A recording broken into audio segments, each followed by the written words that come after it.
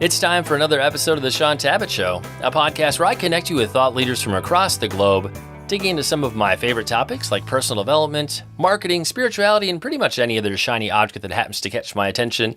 Today, my special guest is Teodora Petkova, and we're going to be discussing her amazing book, The Brave New Text, Perspectives on Web Writing.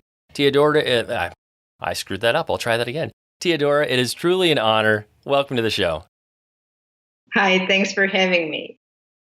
And just to be fair, throughout the interview, if you want to mispronounce Shaun on and off again, please feel free to call me John or whatever. That way we'll have balance in the conversation. So that will be the brave new Shaun. That's right. Well, I know you're going to be new to a lot of the viewers, a lot of the listeners. This is the first time you and I are actually meeting today. So let's begin our conversation with a bit of, and we'll see if I can get your name right, with a bit of the Teodora Petkova origin story. So for those encountering you for the first time, what are a few things we need to know about you? Maybe the only thing you need to know about me is that I am so much in love with words. And I see words three-dimensionally. How about that? Is this a good start? That is a good start. Well, and so I'm going to pull on that thread a little more in terms of developing a love for words. Like, do you have a background in English, or like what was kind of the journey for you to fully dive into having this love of words? Mm-hmm. Thanks for the question. It's I'm a philologist. I studied Latin and ancient Greek, and this is where everything came from. Or maybe I was destined to study this. I don't know. It's a dynamics. So I'm very much interested in how people communicate asynchronously through reading and writing. I have a background in biblical languages, so I did a year of Hebrew. I did several years of biblical Greek. For you, in terms of like Latin and Greek, did you find that your mind just kind of took to those languages? I know for me with Greek, I was like, wow, this just makes so much sense. Like my mind felt like it was made to like interconnect with that. Like for you, did you find you just had this mind, this brain that was perfect for learning languages? Not sure. I don't think it was my mind being perfect for this. Rather, the languages and Asian languages I studied, they're so intricately connected, and studying them rather makes your mind better. Not that your mind is suitable for this. Did you get what I mean? If there's one thing I would say in terms of the English language in contrast to ancient languages like Greek specifically, some of these other languages are much more nuanced and specific with what they're describing. You know, in English, we might have one word that we'll use generically all these different ways, but when you're looking at, say, the verb equivalent in Greek, what is being said is much more specifically delineated, if you will, with how that verb is used. And so there's an exactness in some of these other languages that are just lost in modern English. Yeah, absolutely agree. By the way, do you know where text comes from? No, I don't. I would love to hear, though. Yeah, it comes from the Latin verb texo, meaning weaving, handling with elaborate care. How cool is that? That is very cool. So in a way, the weave. Sorry to interrupt you. In a way, the weave paradigm has gone through the ages. The concept is the same. Text as a weavery. Well, I'm guessing that plays into the cover you chose for this book as well. Yeah, it does. It does. So how did you make the transition from studying ancient languages and that love into wanting to explore text on the web? Like, how did those two come together? I wanted to write. I just wanted to write anything. And I was somewhat fascinated by what's happening on the web. And I met a company. I mean, when I was looking for jobs, I needed a part-time job. and I found a company that was looking for web writers. And at that time, I thought I am into the writers thing. And then the company was an SEO company, and I started doing web writing. At that time, called SEO writing, and a very much keyword stuffing. To be honest, they just at what was that? Maybe 10 years ago, companies needed just content, any content. And in terms of the journey that you want to take a reader on with this book, the problem that you're trying to resolve or the big idea, like what was it that got you moving down the path of writing this book? I'm always curious to hear where the journey started. Mm-hmm. It started with the question, how is putting words on paper different from putting words in an interconnected space? And what does that mean for text perception and for text conception? And in terms of the intended reader, the people you were thinking about as you were working on this project, like who were those faces in your mind's eye that this book was destined to be read by? Wow. I'm sorry, but I have to say that I didn't have an ideal reader. Okay. The driver of this book was this intrinsic need to just connect the dots and see what will happen. It was an exploratory journey into the future of text. Well, and I'd be curious to hear, what for you at this time. So we're recording this in April of 2020. We're in a digital landscape that is continuously evolving. But in terms of what fits under the covering, the umbrella of web writing, like what fits into that category today and what doesn't? I'd be curious to hear, what are the boundaries right now? Mm-hmm. The boundaries are content strategy, that is, strategize your writing. And another thing is digital literacy. Think about writing not only for humans, but also categorizing your writing. That is, having a proper heading, being clear, having different, not only keywords, but also key topics when you write. Like thinking, we can go back to the 60s, 1960s, and think intertextuality, where every text begins and ends with another text. And if this sounds abstract, a lot of content strategy people have this diagram where when they conceive of any writing piece, they imagine it as like a box which has inbound links and outbound links. And these are the inbound, the ways people get to this page and the ways people get out of this page. So when you're writing a text, you need to think through an ecosystem of different texts. There's a path and a journey to something and also away from something. It probably is leading you somewhere else.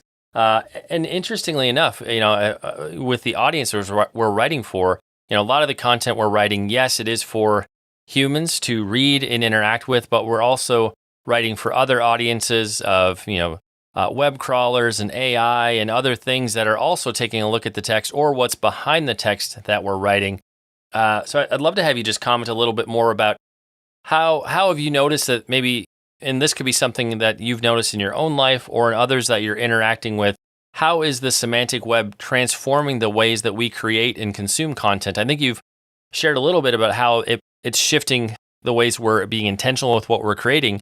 Maybe the other side of that is, how is that shifting how people are consuming and interacting with that same content? It generally changes our knowledge quests.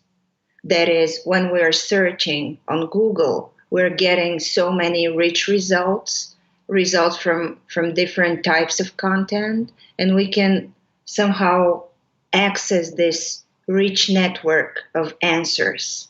So maybe the biggest change is this idea of being able to talk to the system, not in its words, but in your own language, the so-called natural language. So we are accessing content more easily and with less effort, which doesn't mean we have stopped picking berries on the web.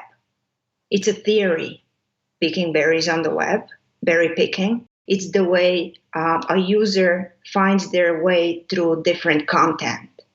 So another answer would be we're more easily berry picking on the web when the web is semantic, because machines are working for us.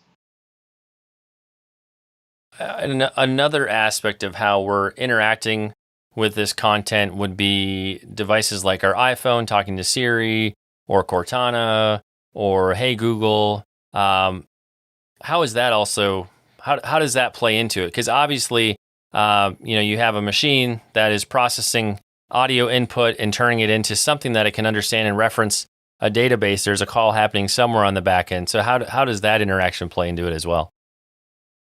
Well, it's I don't know. I prefer the poetic side of web writing, but Okay. let me share something from my SEO friends. Example: when you're writing, it's better to have a short summary at the beginning of every article or every piece. Why? Because the machine has the resources to go through this summary, and it will extract and kind of understand the very first paragraphs of your writing. So if you're going to write about something, make sure you have a short summary saying, I'm writing about this and this in connection to this and this. That makes sense. In terms of the good, the promises of web writing, in a perfect world, all the good you could get out of this pursuit, like what would that, what are the things that are on the horizon? If it's just all goodness and happiness, what is web writing going to transform? Wow, if it's all goodness and happiness. I'll ask about the dark side in a minute, but we'll go with the good stuff first. All right, it's endless dialogues and more coherence within the society.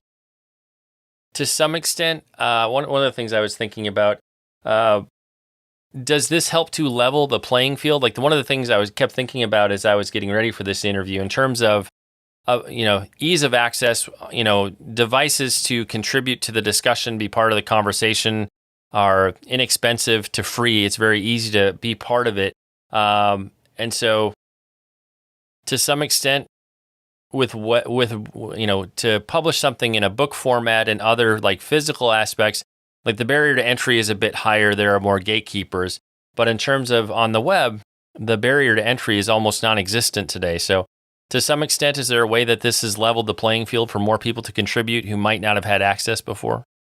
Yeah, sure. It was a question that answered itself. but let me put my book in this context. I would never probably go through a process of going to someone to tell me what if the book is good. I have to edit this and this. I just self-published it on Kindle, via Kindle. What's the name of this? Amazon self-publishing. So does it level the field? Yes, it does. Whether this is good or not, I don't know. Is it? Tell me. What do you think?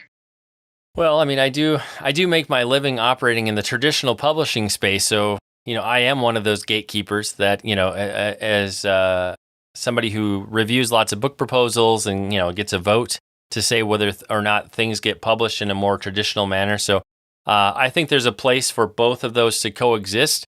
And a lot of times that it really depends on the goals of the author. Like for you, it sounds like it was very important for you to preserve your voice and your message and what you wanted to say and not be muted by an editor. So in that case, I would say a self-publishing route, not only would it be faster, but it achieves some of the goals that you have right out of the gate. Versus if somebody has a project that they want to get published, but they want to have opportunities to get maybe some bigger media placements and do some of the other promotional things that would be hard for an individual author to do on their own or to take on that cost, then that route could make sense for somebody who's looking to do a more traditional route.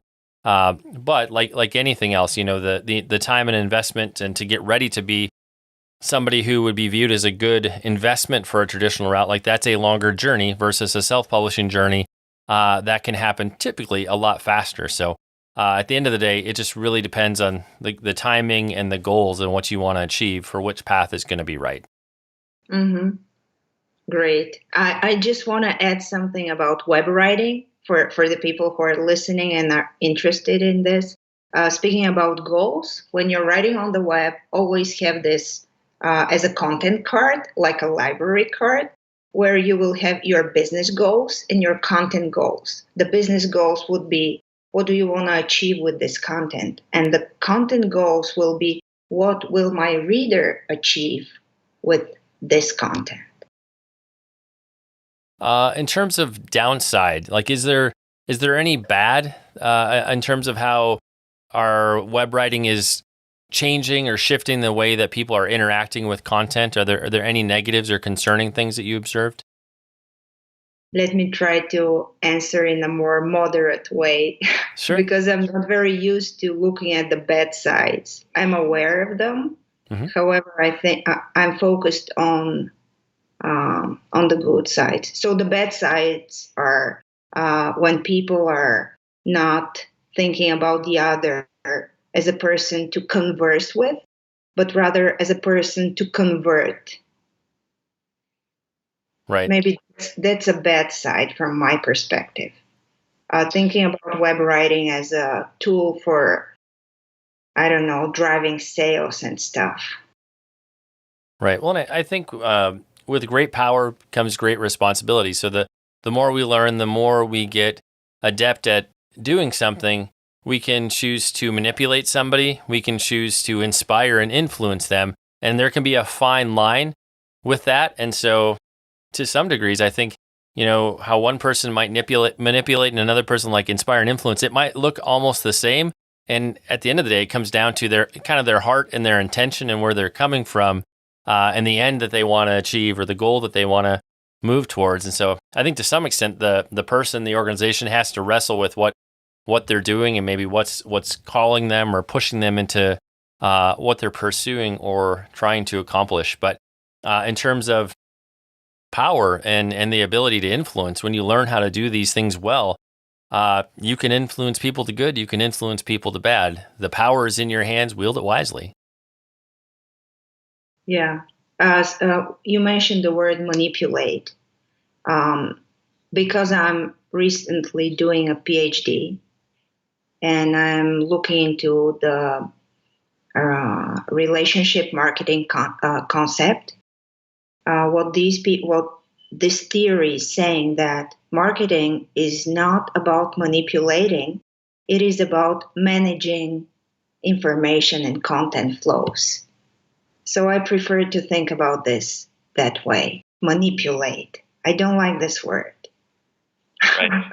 And regarding integrity, the ethical side of web writing or any connecting, back to your question, how the semantic web changes our relationship with content. One of the things the semantic web brings through this richness of content is the concept of trust. And because how are you going to make your way through all this content? Through trust. You are creating networks, first smaller and then bigger, of trustworthy sources. So manipulation, I don't know. Don't you yourself feel when a text tries to manipulate you? Yeah, I mean, I think I probably, because I do so much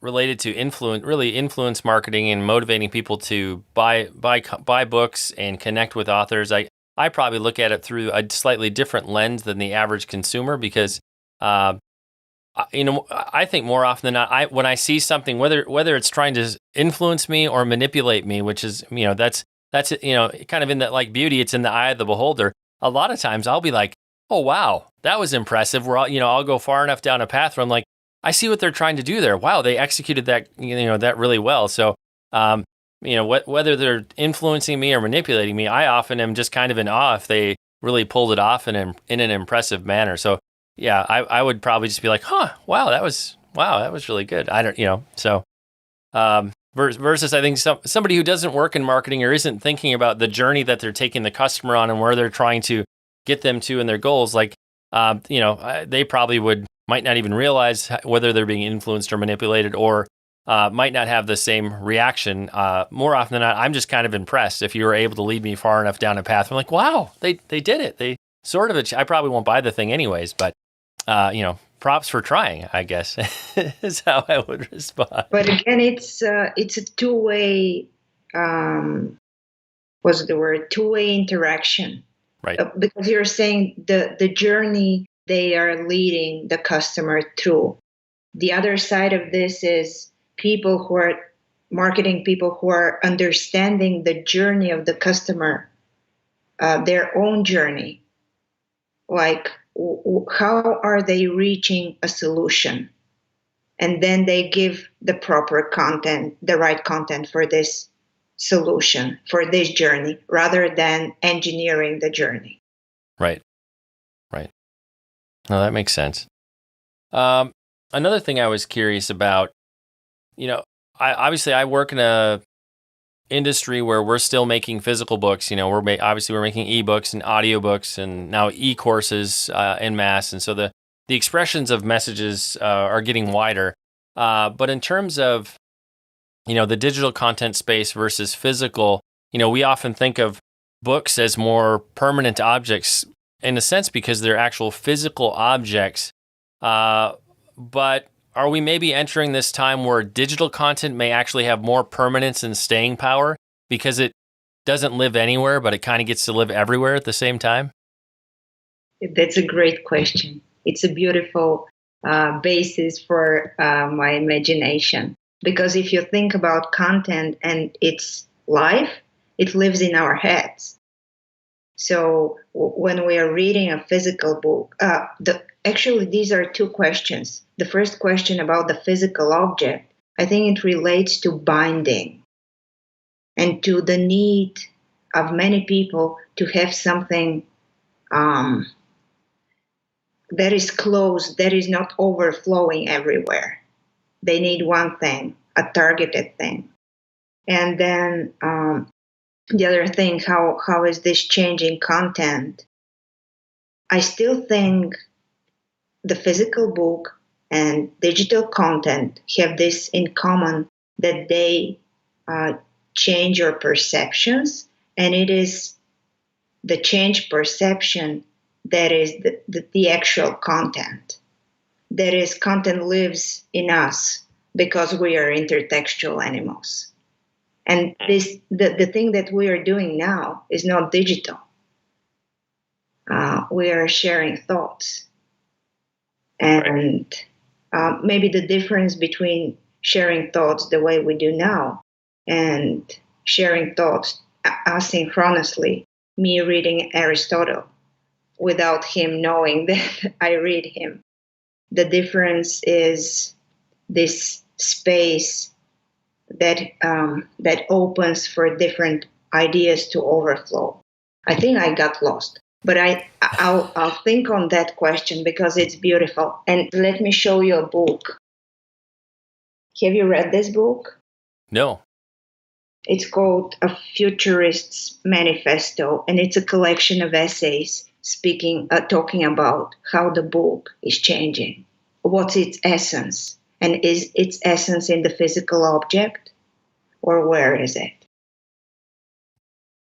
And your answer kind of spurred me to thinking a little bit more on this, that, whether we're talking a physical book or an ebook or even an audiobook, the packaging is changing. The format that it's being delivered in is changing, but it doesn't change the fact that somebody has to choose to interact with it in some way. And that in turn shifts some of the information that they take in into being in their mind. So to some degree, if it almost the format it exists in is kind of irrelevant, because if nobody actually interacts with it and makes that transition from the format into taking it into themselves and dealing with it and processing it, even though it exists, it sort of fails to exist at the same time because it doesn't exist without the reader, so to speak. Yeah. Wow, that's beautiful. It reminds me of something you're talking about my thoughts in a more eloquent way than I am, but I'll try to pretend I'm not noticing it.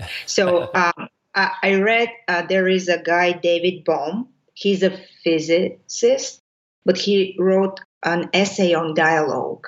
And your thoughts just reminded me of a sentence he wrote down. It is that our problem is that we think about thoughts we think about thoughts as content rather than process.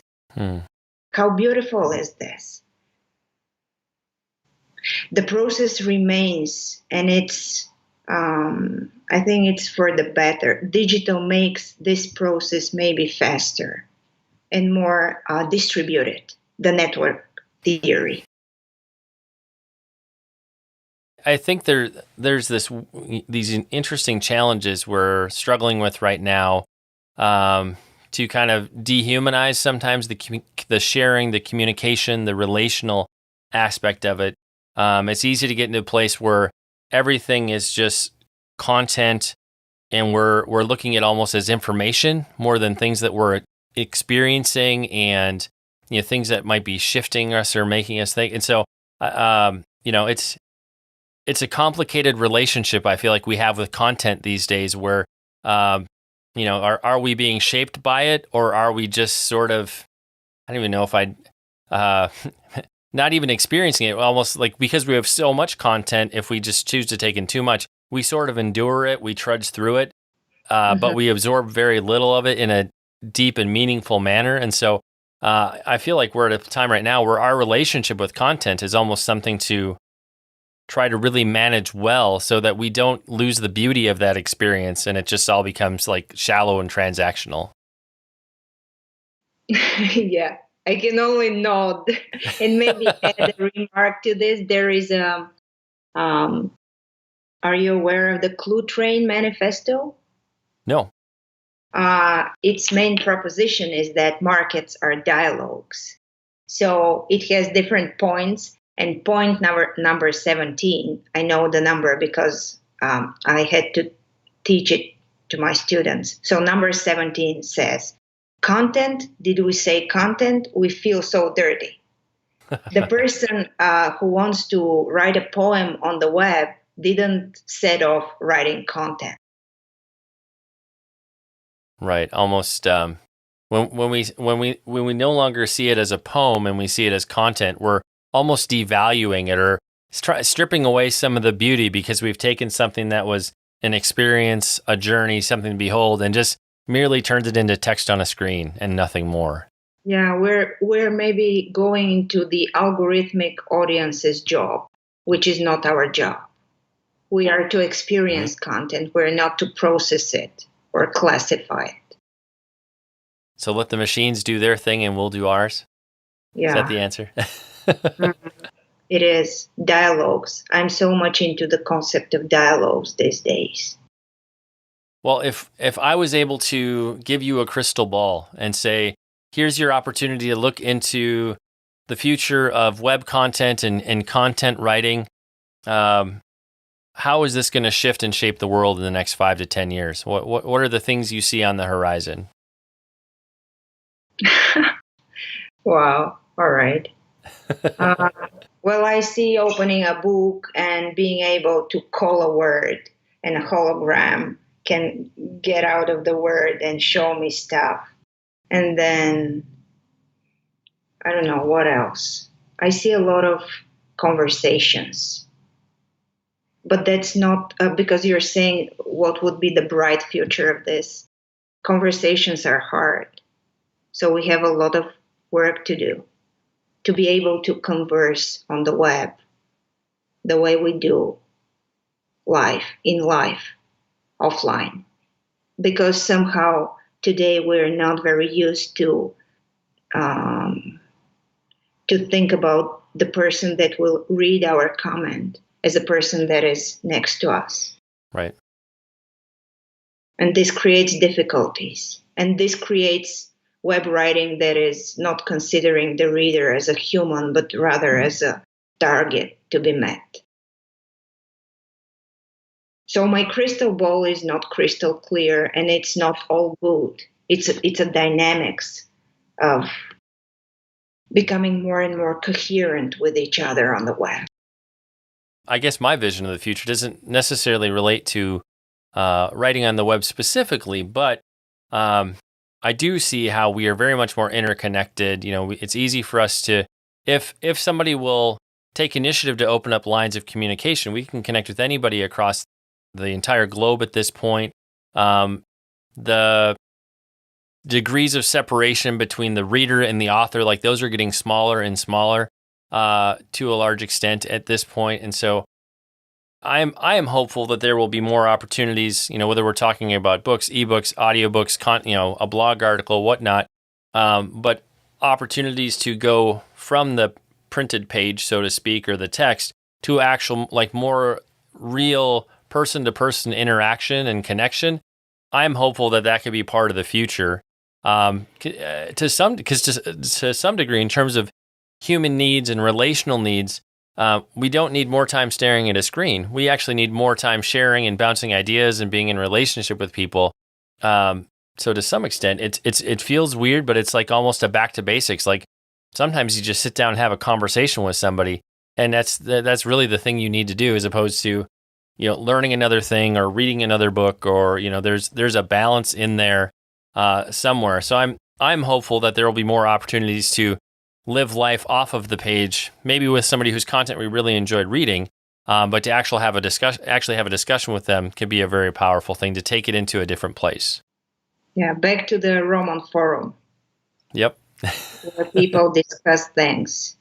Yeah, I've heard many people say the expression, there's nothing new under the sun. What's old is new again. There are some timeless things that keep coming back around because, as humans, we still have a lot of those same basic needs, no matter what age we are in. At the end of the day, when a reader gets to the last page of the brave new text, if they hear one big idea, they take away one thing that shifts them or changes them, what do you want every reader to take away from their time with the book? Maybe perceive the web as a giant corpus of texts and think of their web writing as putting their mark in that corpus. I think kind of one of the things you related it to in the book was sort of a digital library of Alexandria, but without the fire. Yeah. It's got a little bit more opportunity to outlast any kind of fires or natural disasters. In terms of the listeners, the viewers who'd like to connect with you, find out more about the book, where should we go on the web to do that? thebravenewtext.com. Or on Twitter. Ping me on Twitter to talk text. And like we do with every episode, we'll have detailed links in the show notes, places where you can connect with Teodora and also pick up your own copy of the book. It's time to bring this episode of the Shaun Tabatt Show to a close. Many thanks for being a part of my conversation with Teodora Petkova. Once again, our book today was The Brave New Text, Perspectives on Web Writing. Again, if you'd like to find out more, a great place to start is the book's website. You can find that at thebravenewtext.com. And Teodora, I just want to say thank you so much for sharing with us today. It's truly been an honor to speak with you and have you on the show. Thanks, Shaun. And thanks for all the insights you brought to the conversation.